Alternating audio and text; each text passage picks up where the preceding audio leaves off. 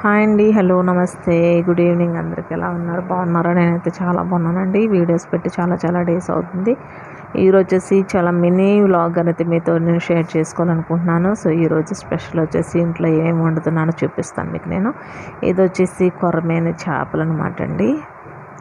So ఈ కొరమేను చేప అనేది చాలా చిక్కరగా ఉంటుంది. సో ఇక్కడ నేను ఏం తాగేస్తాను అనేది కూడా చెప్తాను మీకు. సో చికెన్ కర్రీ అనమాట ఇది. సో చికెన్ కర్రీ అనేది వాష్ చేసేసి తీసుకొచ్చాను. సెకండ్ వచ్చేసి కొరమేను చేప.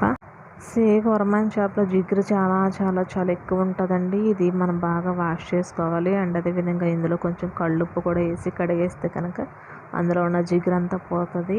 జిగురు లేకుండా వండితే కనుక కర్రీ కానీ ఫ్రై కానీ అస్సలు టేస్ట్ ఉండదు, బాగోదు. అన్ని చేపల కంటే కొరమేను చేపలు జిగురు ఎక్కువ ఉంటుంది. అండ్ అదేవిధంగా ముళ్ళు ఒక్కటే ఉంటుంది అనమాట. మనం పిల్లలకు కూడా మంచిగా పెట్టచ్చు.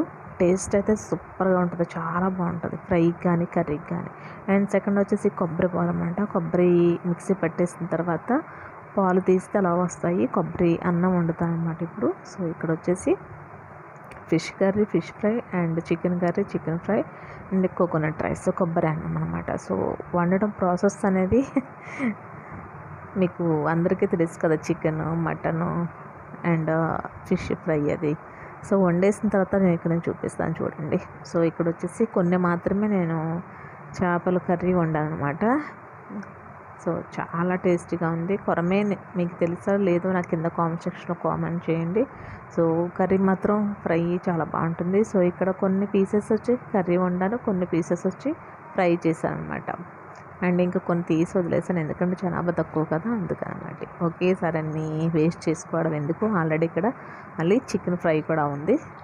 So chicken fry leg pieces అనమాట ఇవి. ఫ్రై చేసి పక్కన పెట్టేశాను. అండ్ అదేవిధంగా చికెన్ కర్రీ కూడా ఉంది.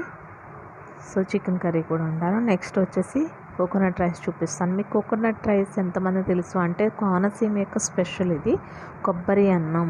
సో చాలా టేస్టీగా ఉంటుంది. ఎవరికైనా తెలుసు అంటే కామెంట్ చేయండి, తెలియదన్నా కామెంట్ చేయండి.